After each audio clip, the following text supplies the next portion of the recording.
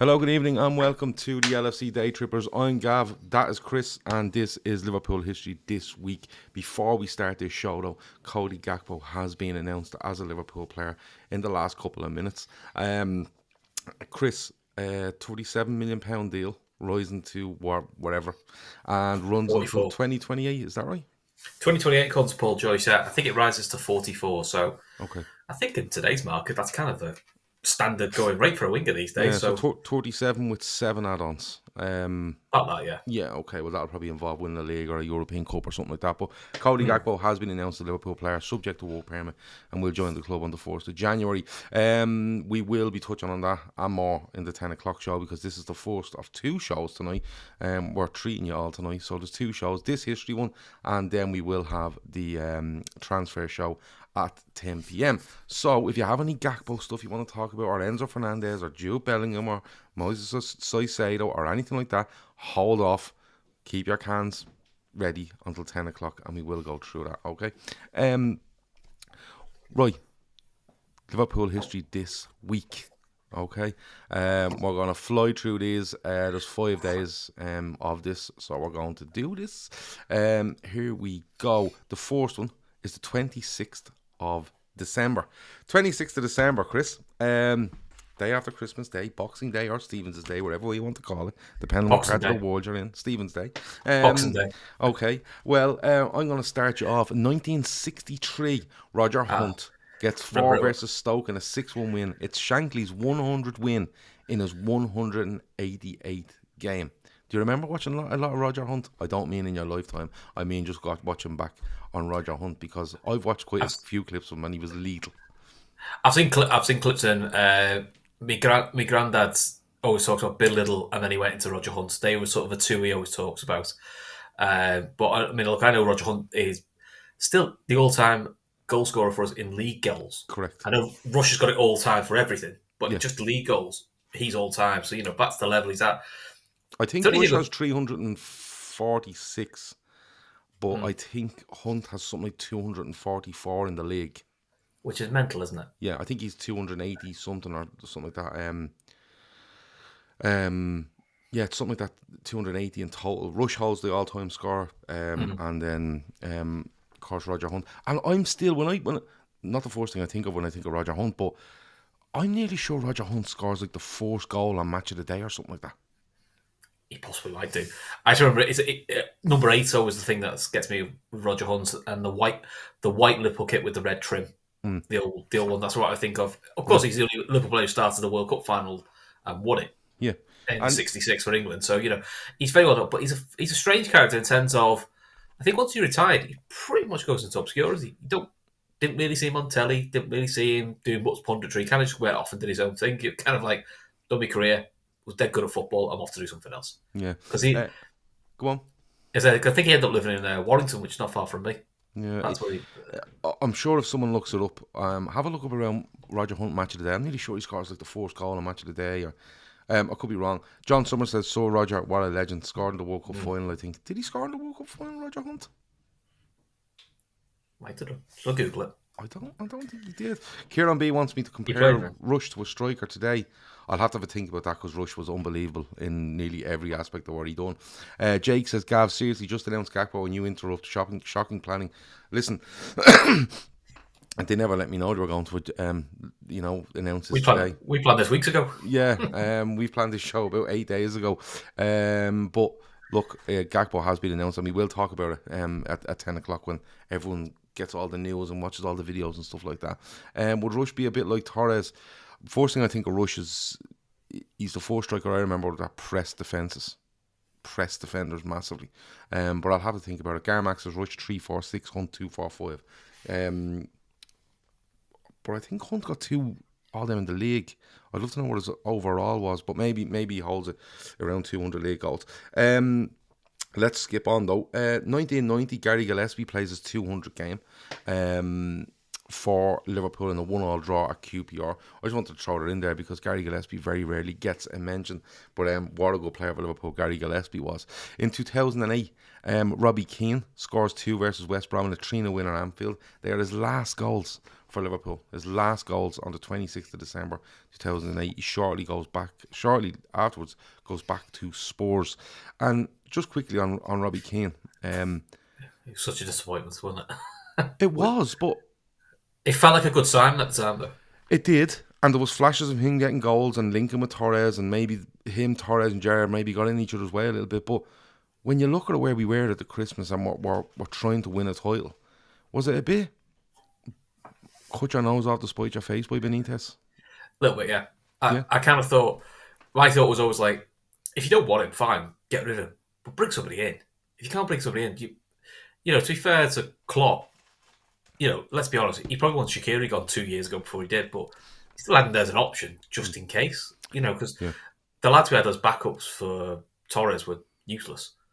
Let's be honest. You'd rather saw Robbie Keane coming off the bench going, well, just in case, you know, at least you know he could have done it. You know, would 6 months really have killed him? Yeah. I don't think it would have done. But it's clear that Benitez just didn't want him. Yeah. Clearly didn't want him. Thor's point out, I've forgotten that Torres was still, I meant England, sorry. 66, he's the only Liverpool player because Callaghan only gets his medal a long, long time later. Yeah. But look, that was Robbie Keane's last 2 goals. I think Albert Riera scores the goal in that game. Garmack does let us know Hunter overall was 285. Yeah, I thought that. I thought Hunt was on about 240 and league goals, 280 overall. So Rush with 346 overall is, of course, the top scorer in Liverpool's history and will probably stay that way unless Salah keeps going till about 37 because he's fucking ridiculous. And we get on to him in a minute. The last one for the 26th of December is Fabinho's first goal for Liverpool in a 4-0 win at home to Newcastle. Yeah. Header won at near post. Yeah. I remember being in the pub for this and nobody had coverage of it. We were trying to get... I was in my brother's house trying to get a dodgy stream. Yeah, I was in the pub. Couldn't get a stream to work either. So we all saw the highlights later and it's good header, to be fair. Yeah, well, the thing is about that, and I always remember because I was in the pub and I was like, I'm not sure if there was an early game on even that day.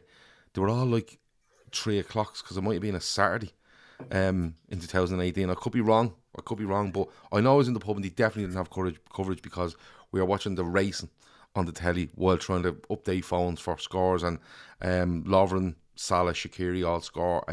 Fabinho does get that goal front post where he gets a header in there, makes it. It's a 4-0 win against Newcastle. But that is the 26th of December. Let me see. John Summers says he worked in the family haulage company after he retired. Roger, are we talking Roger Hunt here? Yeah, Roger Hunt, still. Yeah. And number 18 for Cody Gakpo. Just a little update for you there, just so people aren't following Dirk Kuyt. Following Dirk Kuyt there, another Dutchman. And who was Minamino, 18? Yeah. Minamino was 18, yeah. Okay, 27th of December. Let's move. 27th of December, we're going to start you off in 1982.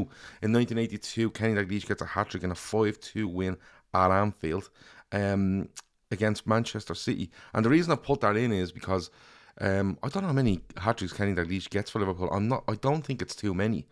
But the reason I brought it in is because Mo Salah with that goal at Villa Park yesterday. It's level now, isn't he? Yesterday? Kenny? It was. Was it eclipsed Kenny? He has equalled. I think he equalled or gone past Kenny Dalglish for the amount of goals Liverpool. I think it's 172 around that.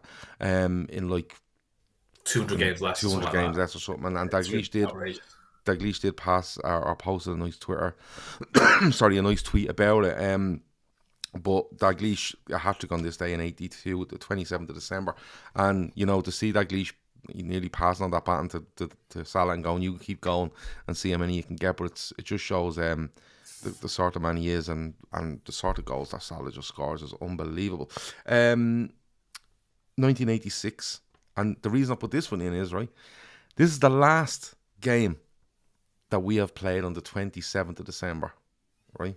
Oh, okay. According to Liverpool history.net. Ian Rush with a 1-0 win, with a goal in a 1-0 win away to Sheffield Wednesday. It's the last game that we have played on the 27th of December, which is mad. And when I read it, I was like, does that need updating? But they're usually bang on, so I thought it was interesting. But I'm trying to fly through to the last bit here, I'm being honest with you, Chris, so you can have a good go at it. In 2001, Sami Hyypiä is announced as the sports person of the year in Finland. Of course, Sami. I love Sami Hyypiä. Yeah, in the year 2001, he is part of that team that win the treble.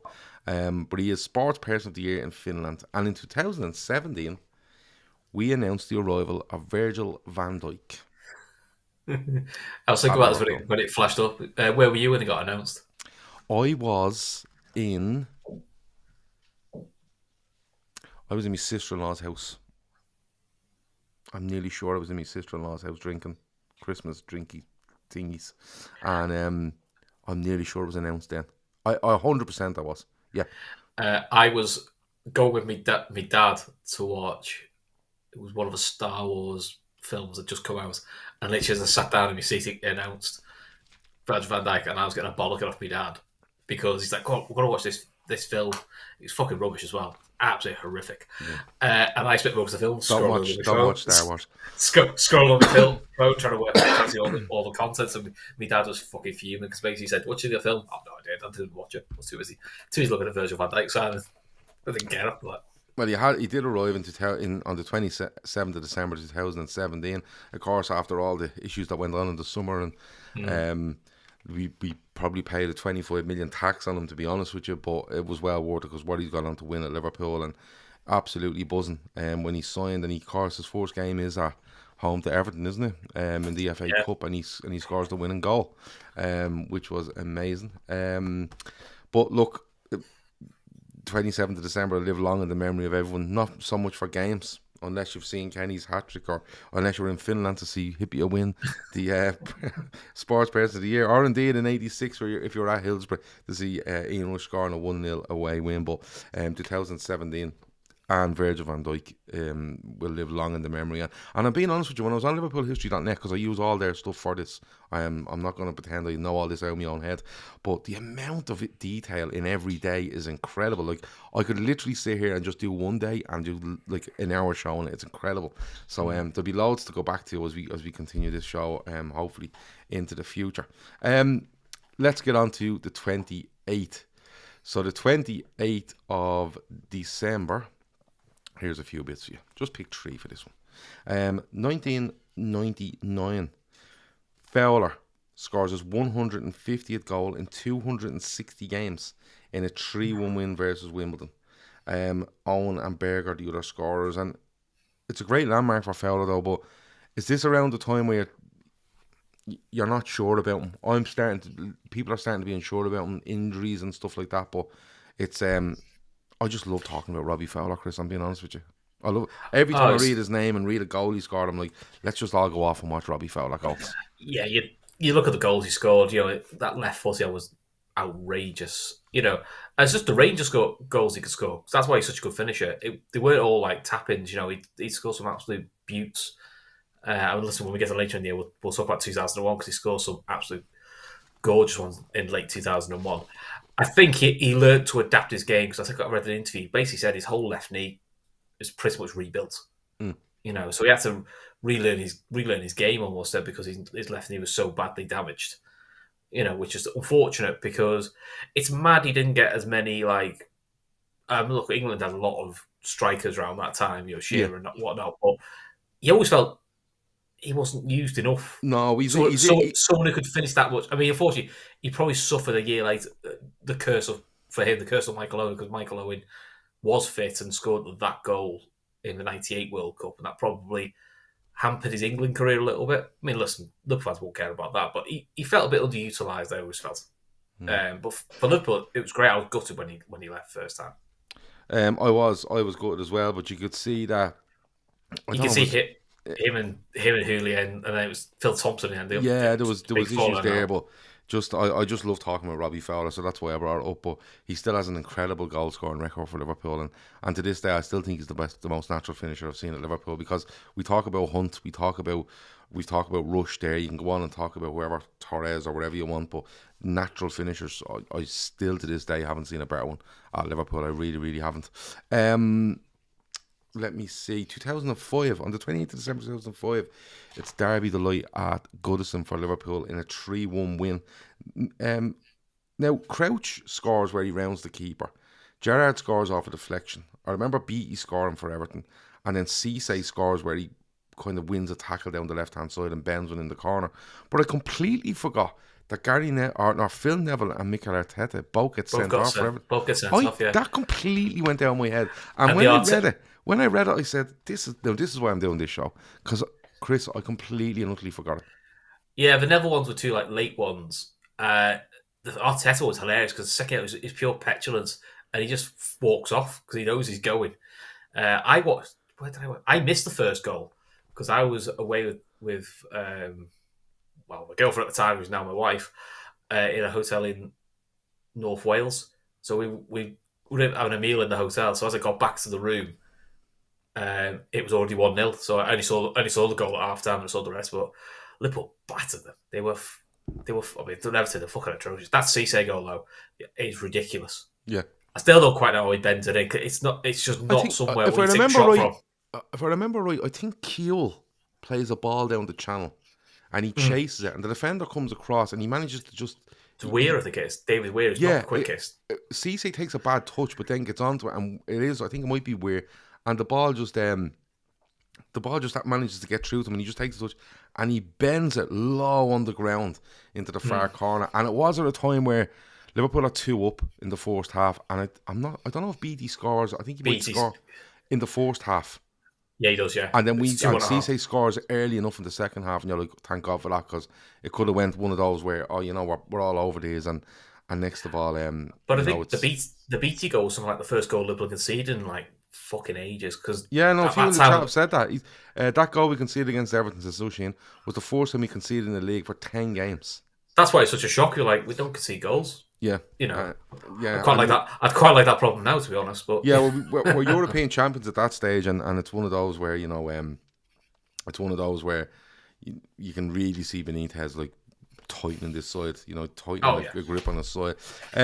2008, we romp home at Newcastle in a 5-1 win. Now Gerrard puts us 1 up, and I think Hippier makes it 2, and we batter Newcastle on that day. We battered them, and Shay Given is making save after save. I think it's Edgar. Edgar is the guy's name. He gets it back to 2-1, and it might be 2-1 at half time.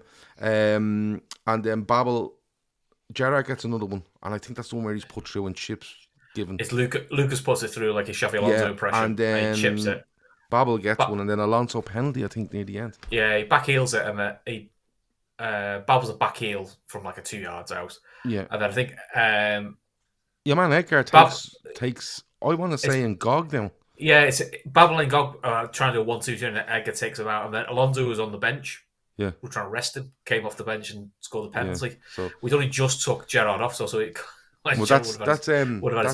That's Newcastle's second mention. But that's also then following that game. Following that game, that's where we had the incident with Gerrard, wasn't it? Was he involved in a punch up? Southport nightclub was Southport, yeah. It was just Liverpool on a title run, on one of the few titles we had, and he was going, I could have done about that really, but let me see now. Let's get on to the 29th of December. Gonna start us off here in 1996. A 1-0 win away at Southampton. Graham Souness' Southampton. And Barnes Precision wins it. Do you remember the goal? Is this the one in the cream kit? No, I'm thinking of a different one then. Oh, no, it might be. Is it the one I've got in my head, but it might not be the right one, is the keeper goes to clear it. Dave Besant, but and leaves a wide gotten before the bar, and Barnes hits it a side foot. It might be the cream kit, actually. I have visions of the yellow kit. Sort of a child, correct me. Is it that goal, though? It is that goal. Dave Besant runs to the corner in the Dale to clear the ball to stop it going out in the corner. Kicks it, goes along the ground, it's shuttling along the ground, and the camera's following it. And next of all, it just comes to Barnes. He doesn't even touch it. He just hits it first time like a pass. But it just goes so slow towards the right hand post as you look at it, and Bessent is running and just can't get back to it. And it reminds me a bit of do you remember the one against Porto? Do you remember where the keeper comes out and the keeper's running like something out of a fucking Benny Hill film? Yeah, I still can't believe for that one no one's ever done the GIF and put the Benny Hill music on it, because it's the most comical thing I've ever seen a keeper do. Yeah. Thor, the dyslexic polyglot, which is a mad name, it's just Thor as I know.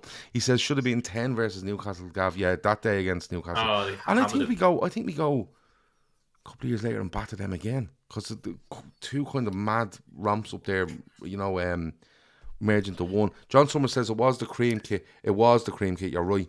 I'm thinking of I think it's a Fowler winner in the yellow kit, and it might be 94. With that, remember the yellow one with the black liver boards all over it that everyone hated, but it's actually a beautiful jersey. I actually thought that when we first met. So, what's your favourite kit? And I said that one with the kit scattered all over it. I've still got that somewhere. It's absolutely trashed now.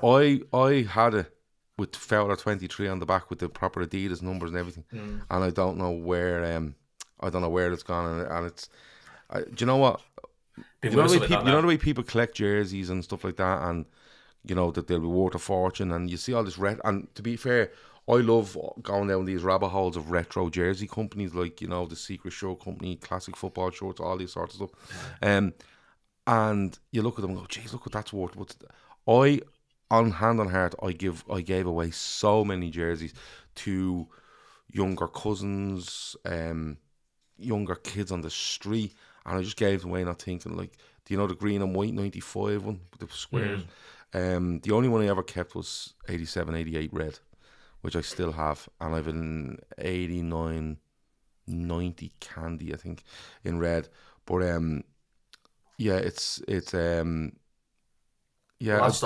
just given. I even went up to the attic last week because I was showing you guys in the Telegram group covers of you weren't in at the time, but VHS covers of the official video of the '86 World Cup and 1990 and '82, and I've kept that stuff kind of stays.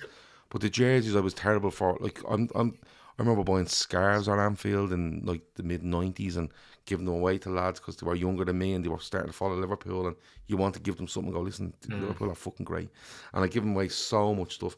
Kieran B says your memory is unreal. I don't know if that's me, Chris, or somebody in the chat, but I have a weird memory when it comes to Liverpool, to be honest with you.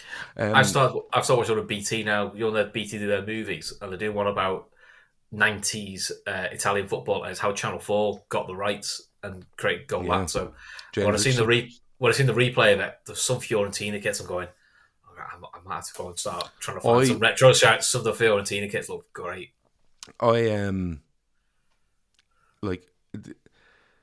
You see, we're out for a mad tangent here, but let's go. Right. Italian football, James Richardson sitting with a cup of coffee reading Gazzetta dello Sport, which was a pink newspaper, do you remember? And he used to sit there and go, oh, hell, how are you? And then he'd go, let's talk about fucking Juventus and stuff like that. And it was brilliant. And they used to show on a Monday night. No, that was on a Saturday. I'm nearly sure it was on a Saturday on Channel 4. And Sunday night was the live game, wasn't it? Yeah. And then on a Monday night, the Irish TV channel, which was RTE2 or Network 2, it was called at the time, used to, at 9:30 on the Monday, show Italian League highlights. Okay? So you got all the highlights on a Monday, so you could enjoy James Richardson on Saturday and Sunday. And anyone that's old enough, that's Irish might be able to back me up on this, because a lot of people when I tell them this going, no, there wasn't. There was. Monday night, 9:30, was Italian football highlights on Irish TV. I just love the Sampdoria stuff. And I'm not nothing about Sampdoria. They played in Genoa and they had some dead Mancini and the likes, but I just loved Sampdoria. James Milne actually says there, I loved Sampdoria. He loved the Sampdoria kits. The other one was the Parma kits. Parma had some nice Parma kits were as well. great. The Milan stuff from the late 80s was great because Milan were ridiculous. Ridiculous. Van Basten, Hullet, Rijkaard, Boban, Baresi, Maldini, your man in goal that I always forget his name, tall, lanky fella. That sounds like a bit of a mad thing to say. But Milan were special, absolutely special. And you know what? But the Sampdoria gear, I don't know why. But then I remember, I'd be watching Cagliari playing and, Bologna, all the different teams. And you know what it was? Even when the first manager games came out, I always looked for Italy. Can I go and manage in Italy? I don't know what it was. But yeah, look, that's Italian football. I don't know how we've ended up there, but we have off the back of John Barnes scoring at the Dell against Dave Besson. But that's how fucking things roll. But listen, you're learning about Liverpool, and you think Rory for Chelsea, you're right, Gav. I had to struggle with my parents to stay up for on a Monday night, very early 90s. Yeah, John Summers like Foggia and Cagliari. Foggia was wasn't that where Beppe Signori started at Foggia? I'm nearly sure he did. I could be wrong, John. Check it out. But yeah, all the names come rushing back. It was absolutely brilliant. George Weah, of course, James Milne says, he scores that ridiculous goal at the San Siro around 95. He just runs the pitch and starts barreling off people. It was amazing. But where were we? 29th of December. I'm going to bring it to 2001. Owen's 100 goal for Liverpool. Comes in 2001 on the 29th of December, away at West Ham in a 1-1 draw. Also, in 2002, we draw 1-1 away at Arsenal on the 29th of December. Danny Murphy puts Liverpool ahead. Francis Jeffers wins a controversial penalty for Arsenal, and Thierry Henry converts it for about his 28 goal against Liverpool. That was in 2002. But I want to go to this one, 2018. Firmino's hat-trick against Arsenal, 5-1 on the 29th of December 2018. And again, I was in the pub. And I just told you I was in the pub for another game there a minute ago, which was the 26th. And my wife sent me down the pub on the 29th as well. Get out of the house, 2018. And I remember an Arsenal guy in the pub where he went 1-up through... Robson balls is up, and it falls to... Is it Nathan Niles? No, is this not the ball that's fizzed across?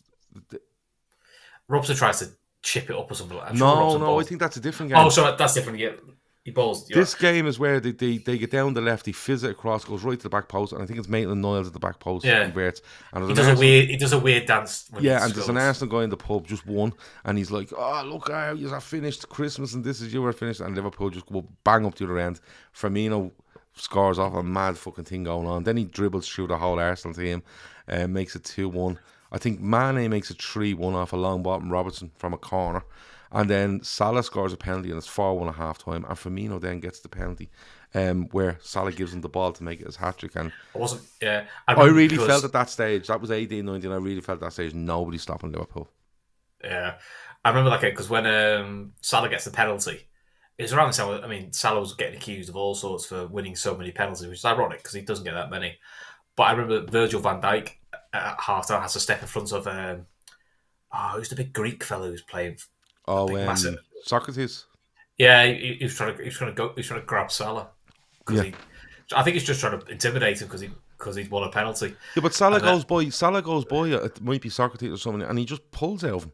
Yeah, he just clips him. It's still his penalty, but it was just funny because that was one of the few times you saw, like, I think Gomez and Van Dijk try and body him. Yeah. He seems to back up when he's on Van Dijk walking over. I think Van Dijk, and you see, and you know what? We don't see that aggression from Van Dijk often, but in the World Cup recently, he absolutely upends Paredes. I think in that game against Argentina. That was the highlight. Me, Emmett, and Kev. Yeah, he just went over and didn't run him. Just ran at him and your man just bounced. I think we might need to bring an Italian football element into this show at some stage because there's loads of people into it. Let me see. You saw more of Italian football than anything else back on Council TV, says Red Steve. Yeah, Italian, like, genuinely, Channel 4, which, believe it or not, in the early 90s, you didn't get in Ireland. You know, There was 2 channels in Ireland. There was it was RTE1, Radio Television 1, and Network 2 it was called, which later changed to RTE2. And you needed to have the thing called cable link in order to get more channels. Now, when I say more channels, you got BBC 1, 2, UTV, Channel 4. You didn't get it wasn't ITV, by the way. It was called UTV in Ireland, which was Ulster Television. Yeah. Right? That's right, yeah. And I think you might have got Eurosport as well, which that's why everyone in Ireland knew Alberto Tomba, the skier, because that's the only person that was on Eurosport in the early 90s, I think. But it was just... I don't even know, like, when you're watching football in England in the early 90s, you know, it was all... It was BBC 1, BBC 2, ITV and Channel 4. Yeah, but when you were watching English football, it was all like grounds weren't great, miserable. But then you were watching Italian football, it was sunny, and everyone was real fucking, everyone was real exotic, and it was like, Yeah. what people mentioned there, Batistuta, what a player Batistuta was, absolute animal in goal, unbelievable. But Buffon at his peak, and he was outrageous. Some of the saves he did. yeah, and Buffon started off at Parma, and I think he's still there now. That He's that back there Palmer's now. that Palmer's out. Crespo and all sorts in it. Yeah, Lilian Thuram. Yeah. I had. I always remember the guy that played for Sampdoria. Viekavod was his name. But they had did Parma have Lentini as well? But there was so many good players. But listen, if we're going through the history of Liverpool and you want to throw in Italian stuff or anything you mentioned, it's a good time to do it. Throw it in there because we don't get enough, especially when Liverpool are playing every 3 or 4 days. We don't get the opportunity to go off on these tangents every so often, and I love it. I love people's memories of what's gone on. Let me see. What else have we got? Oh yeah, Kev was right. They just had the World Cup, so their stadiums were brilliant. Do you know what I love most about Italian football in the early 90s? And it sounds mad. The nets. The nets were brilliant. I loved the red nets at Anfield. All right. I could be asked for that. No. Do you remember we brought back the red nets under Rodgers? Didn't like it. But the red nets at Anfield were like, there was kind of like these really thin bars going back, and then the net was kind of half hung on them. Loved it. I loved the nets at QPR and Upton Park. Loftus Road and Upton Park. They were real shallow to the goal. There wasn't much space behind them. I loved the Upton Park. But the Italian stuff was just like, it wasn't too shallow, but it wasn't too deep. But they had these nets that weren't, the net wasn't squared. It was, and then when the ball went in, the ball went missing in the net and stuff like that. Yeah, it was. I'm going off on a mad tangent, but yeah, the Italian football, just everything about it was just amazing in the early 90s. Cannavaro, says Hakon, yeah, he was a Parma as well. They had a serious fucking team, Parma did. When you actually look at who they had. I love what the Juventus in the end. Yeah, they did. What are we finished on the 29th? I think we did. We finished up with Firmino's treble. Right, last one of the day. The 30th of December 1971. Chris, I'm going to bring you right back to 1971. Oh yeah, remember it well. All right. Yeah, some people looking at me and you probably think we do remember it well. Speak for yourself. Ron Yates goes to Tranmere on this date on the 30th of December 1971. He played 454 games for Liverpool, scoring 16 goals. He had 2 league titles and an FA Cup. He was a £22,000 signing from Dundee in 1961. I think Ron Yates is the first big captain. Yeah, I think it's the first one. Isn't he the one where Shankly says, "Walk around them, look at him, look at what he's a colossus." Yeah, he always tells the story. And that's where he wants them all dressed in red. And Shankly made him dress in the red kit. Yeah, because for such a big, powerful, he was quite a quiet bloke, and he said and he got out, and then he said, "Look around, he's a colossus," and he said he felt like a right Burke, just stood there with his red kit. I had the honour of meeting him. It was probably one of the European games in 2005. He was in the crowd in the old main stand. You used to always end up meet some of the old pros there. You'd see him there in the games. Like he was lovely. Really nice to talk to. Even then he was fucking huge. He was just like, when you stood next to him, like going, oh yeah, they weren't kidding. Like he's a massive bloke. Like very sad. Unfortunately, he got Pubble got Alzheimer's. Unfortunately, but yeah, he was the start of the first big Shankly team. Him at one end and St John at the other end. Yeah, really, really good player. Yeah, and to think like 22,000 from Dundee in 1961, which probably felt like an awful lot in 1961. But when you see when you see the honours he gets for Liverpool between 61 and 71, you think, yeah, 2 leagues, an FA Cup, there's not Charity Shield and stuff in there, but he wins he wins Liverpool's first FA Cup as captain, yeah. Yeah. So and the thing is, it's you know, for younger people, like I see MC in the chat there. MC is younger than all of us, and he said this was last week, and I'm literally doing this show just for MC, whether it's a man or a woman, I'm not too sure, but MC's also upsetting me as well. yeah, he says Chris had Ron on the back of his jersey at 71 at the age of 14. Well, what absolute, a fucking shout. absolute bastard. Absolute shit. But I love it. But no, but MC was very honest last week and said, look, I'm a lot longer than you, or a lot younger than you, and, you know, I remember this and I remember that. And the whole point of this show is, A, to tell you what's gone in Liverpool's history, but B, try get you to go and look into it more. You know, like, it's very easy to go on YouTube and you'll find compilations of different players. And I always say, go and watch John Barnes, you know how it works. But going onto Liverpool history on there and then just picking a season, picking a game, just pick any season, pick any game, and then just keep going from there. And you'll find that, you know, this player played in this, who's that? Oh, click on him. And then it goes to, you end up hours of reading. And it's absolutely amazing, and that's why we John Summers also right as well. Ron Yates scouted Sammy Hippie because he's a scout for Liverpool. Yeah, so he's the big reason Sammy Hippie came to Liverpool as well. Yeah, MC is trying to make up to you, but Kieran B says that MC's avatar is in blue and it looks like it's Man City. So there you go. You can make it out whatever you want. Anyway, moving on. 2011, there's a comeback against Newcastle at Anfield. Liverpool win the game 3-1. Do you remember this one? Daniel Agger scores an OG to put Newcastle 1 up. Yeah. Mm-hmm. I'm trying to picture it in my head. Bellamy gets a brace. Gerrard comes off the bench to score. And Liverpool win 3-1. And I have to be honest with you, I've got vague recollection of the Bellamy goals. I can't remember the Gerrard goal. I don't remember this at all.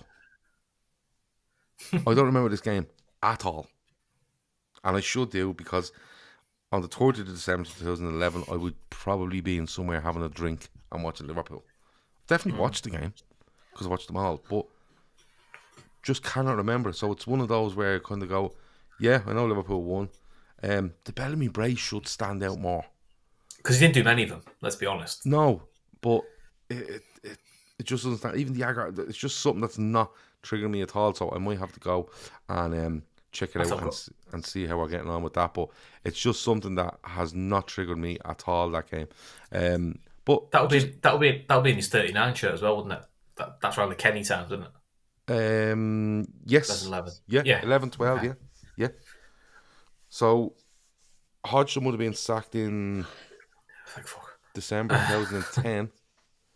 Kenny would have taken over January 2011, so we would have had that half season. So this is the season when we end up in an FA Cup and League Cup final. But just on Bellamy, did he just... Was it wrong place, wrong time for him?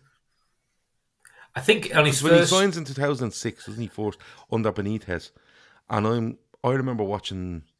He was good, I thought, because I thought he gave us some pace, but he was. Do you remember the Charity Shield final in I think Cardiff against Chelsea, and we looked frighteningly fast. Yeah, so I was happy when we signed him, and it's funny because when you hear, apart from, I mean, look, I know he had the big fallout with Risa, but whenever he gets interviewed, he's really, really respectful of Benitez. He had a great time, but I think he was pretty honest when he left, which was, Liverpool have to sell me to afford Torres. I think it was Torres. And he said, like, that's the way of the world. That's the way it is. When we re-signed him, I was pleased to re-sign him again because we needed a bit of experience, a bit of a poacher. But you do hear some stories that he was a bit of a bell end in his second stint. Because I think there was a game he wasn't getting... I don't think he got picked or he was on the bench for that and Liverpool were losing. And he basically tore into, you know, the manager should do this, the manager should do that, you know. And apparently Gerrard fronts him. And basically says, who the fuck are you to talk about Kenny Dalglish? You shut the fuck down now and shut up. Apparently he shrunk and said no one saw him after that. Yeah. So he had his moments, but I think he'd have suited more being in a 4-2-3-1 or a 4-3-3. I think as a front two, I don't think it suited him. Yeah. He's probably wrong era for him, to be honest. Gerrard gets a pat on the back from Pardew coming on from the bench as he was coming back from injuries as Rory. He does go on to score. Bellamy, Butterpants says Bellamy was very inconsistent in his opinion. And Red Steve says Bellamy was an aggressive Barros. He'd more to his game than Barros in the sense that he'd more vision than Barros. And that's not hard. Stevie Wonder had more fucking vision than Barros because Barros just head down and ran. But and he definitely had an attitude, Kieran B. But I've listened to interviews from players. I listened to one a podcast with David Bentley, who ends up at Blackburn, and he's there with Robbie Savage and Bellamy, and he was like, "What's Bellamy like?" He goes, "Pure winner, hard on you at times, but absolutely pure winner." And you know something, I think he was good for Liverpool when he came back in the second spell because we needed something. I saw him. We needed in aggression. We did need aggression at that time. Yeah, I saw him in airport security. It must have been. It probably would have been just before we signed him for his second stint. I think I was flying away with work, and what you don't realise until you see someone is he is really small. You know, and I'm not a particularly tall bloke. He's a bit shorter than me. Christ Almighty, he is an absolute unit. Which you sort of went.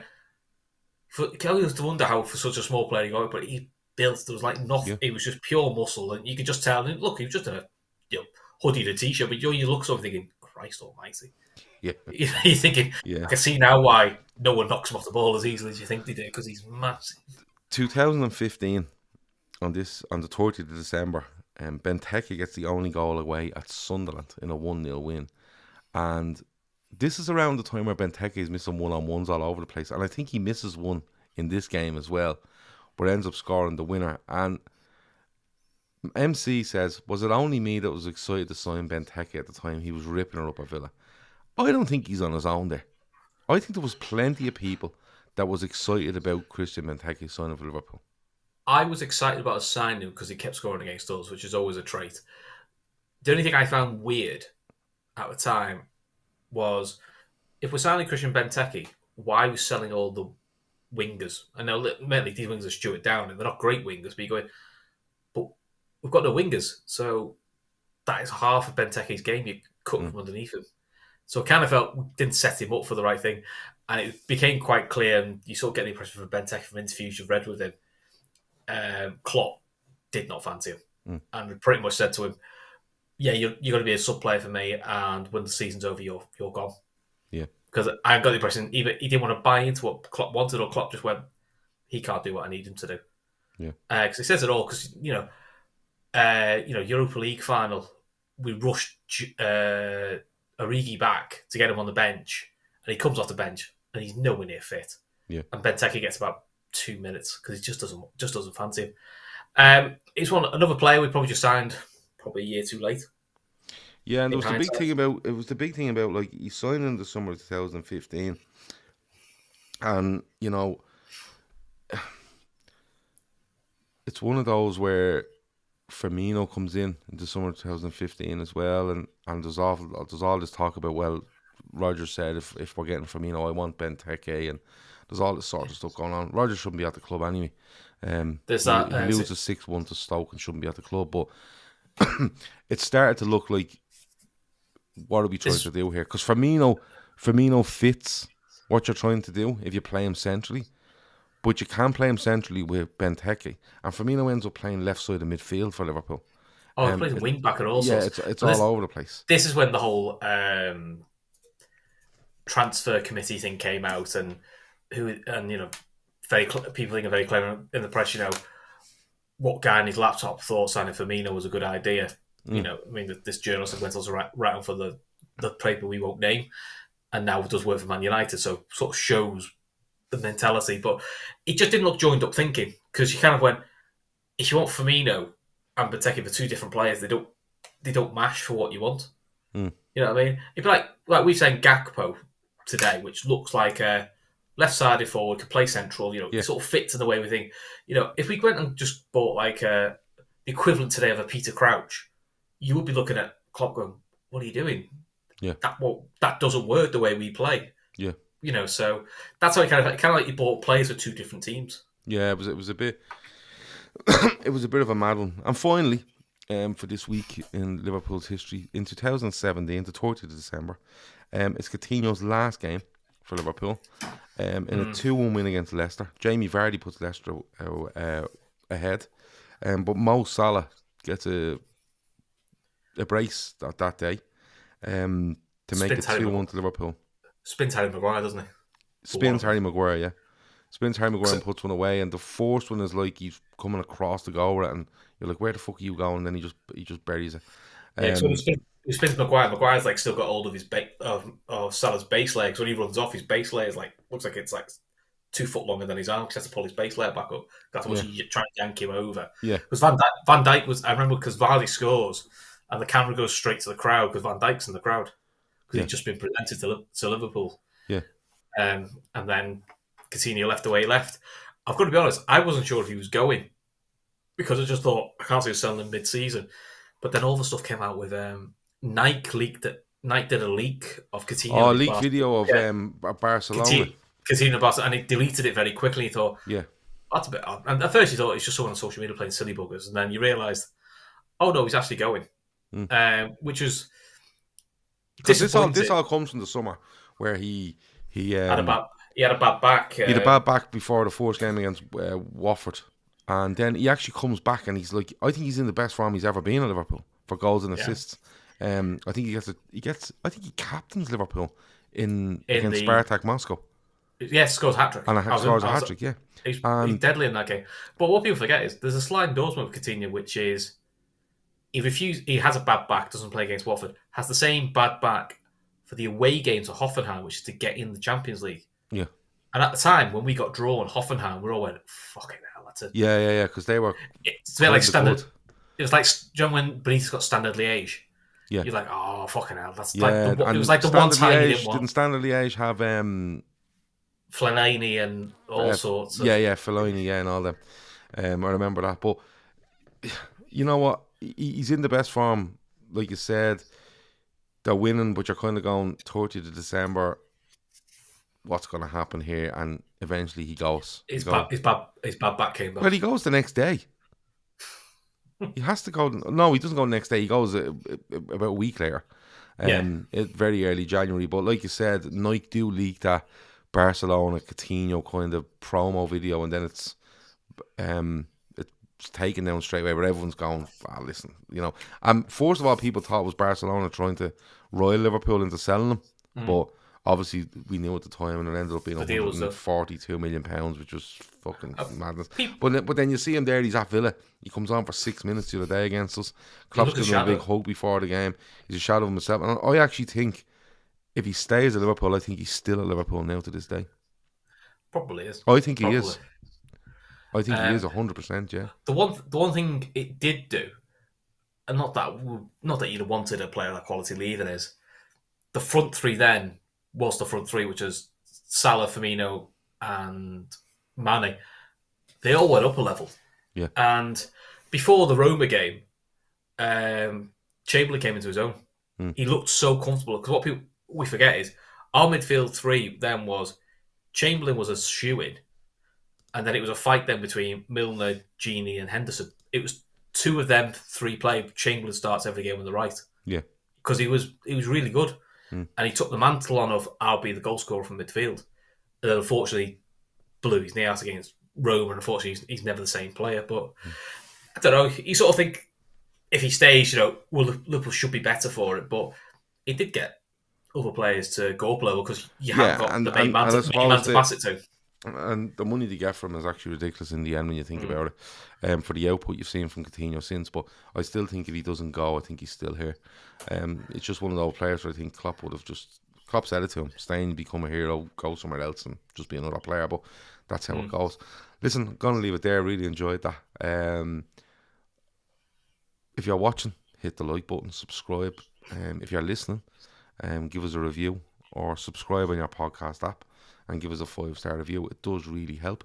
And you know what? We're gonna try to do this once a week.